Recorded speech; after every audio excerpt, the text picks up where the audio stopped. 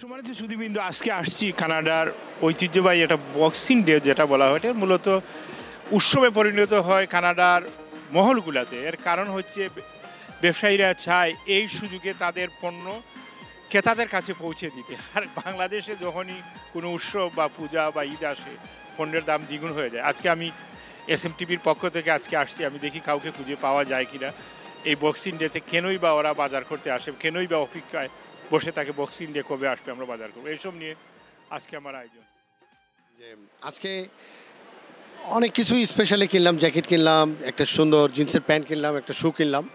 আপনি একটা জিনিস দেখেন দাদা, কি মানবতার দেশ যে কানাডা, এই বক্সিং ডেতে তারা তাদের যখন স্পেশাল ডে আসে তারা জিনিসপত্রের দামগুলো কমিয়ে মানুষকে ক্রয় ক্ষমতার মাধ্যমে জিনিসগুলো বিক্রি করে দোকান থেকে তারা খালি করার চেষ্টা করে। আমাদের দেশে কি করে, রোজা হোক, পুজো হোক, ঈদ হোক, যে কোনো জিনিস যখনই কোনো স্পেশাল ডে আসে জিনিসপত্রের দামগুলো তারা বাড়িয়ে দেয় এবং জিনিসপত্রকে স্টকে রেখে মানুষকে একটা পেরেশানির মধ্যে রাখে। তো আমরা জানি না আমাদের দেশের এই জিনিসগুলো কবে বন্ধ হবে। আমাদের একটু এই সব দেশে থেকে শিক্ষা গ্রহণ করা উচিত। তো প্রবাসে আমরা যারাই বাস করি, আমরা আজকে দেখেন এই বক্সিং ডেতে প্রতিটি মানুষ এখানে কত ভিড়, জিনিসপত্র কেনাকাটায় ব্যস্ত। এই সব কিছু মিলে একটা বড় এখানকার মানুষ অপেক্ষা করে বক্সিং ডে উপলক্ষে, কারণ বিভিন্ন প্রোডাক্টের দাম অর্ধেক নেমে আসে। এর জন্য সবাই এই দিনটাকে কেনাকাটার জন্য বেছে নেয়। এর বাংলাদেশে তো কোনো উৎসব আসলে তো বাংলাদেশে উৎসব আসলে সাধারণত এটা দেয় না। বাংলাদেশে ফেস্টিভ্যাল সাধারণত এটা একটা হলো বড় হলো ঈদ এবং পূজা বাংলাদেশে।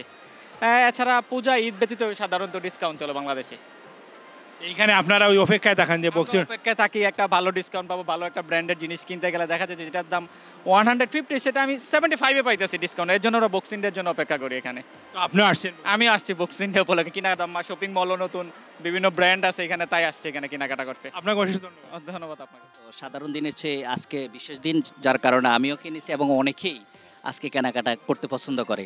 প্লাস মানুষের মধ্যে সচেতনতা, সব কিছুর কারণেই মূলত এখানে বিভিন্ন এই বিশেষ দিনগুলোতে তারা তাদের প্রাইসগুলা রিডিউস করে, কমিয়ে দেয়। সেক্ষেত্রে আমি মনে করি বাংলাদেশের ক্ষেত্রে এক্ষেত্রে গভর্নমেন্টের তদারকি করা উচিত এবং সিন্ডিকেটের বিষয়ে পদক্ষেপ নেওয়া উচিত সকলকে, নট অনলি গভর্নমেন্ট।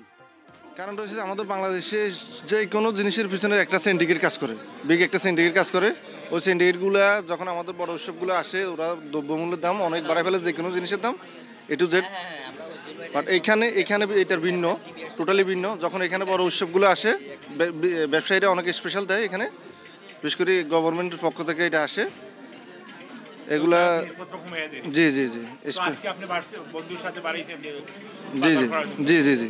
সুধীবৃন্দ, আজকে আসলাম আমি এইখানে, আজকে যে মূল উৎসব হচ্ছে এইখানে বক্সিং ডে এইখানে মূলত উৎসবে পরিণত হয়। কারণ হচ্ছে কানাডার সরকারি ছুটি, স্কুল, শিক্ষা প্রতিষ্ঠান, ব্যাংক সব কিছু ছুটির ফলে একটা দীর্ঘকালীন ছুটি পরিণত হয় ক্রিসমাস এবং নিউ ইয়ারের উপলক্ষে, এবং বাংলাদেশিরা এখানে আসে বাজার করতে। আমিও আজ আসলাম। মূলত এইখানে সবচেয়ে মজার বিষয় হচ্ছে এইখানে উৎসবগুলোতে জিনিসপত্রের দাম অর্ধেকই কমিয়ে দেওয়া হয়। আর আমাদের দেশে যখন ঈদ বা পূজা বা উৎসবগুলো আসে, ব্যবসায়ীরা জিনিসপত্রের দাম অনেক বাড়িয়ে দেওয়া হয়। এটাই ব্যতিক্রম। তবুও শত ব্যস্ততার মধ্যে উৎসবের নগরীতে অনেক প্রবাসীর সাথে কথা হলো, সবাই মিলেমিশে এই উৎসব যেন আনন্দমুখর হয়, এই প্রত্যাশায় সবাইকে নতুন বছরের শুভেচ্ছা। আবারও দেখা হবে প্রবাসীদের গল্প নিয়ে কোথায়ও। এই পর্যন্ত ভালো থাকুন। কানাডার অত্যন্ত একটি বিলাসবহুল শপিং মল থেকে আমি মোহাম্মদ আব্দুল সবুর, SMTV কানাডা।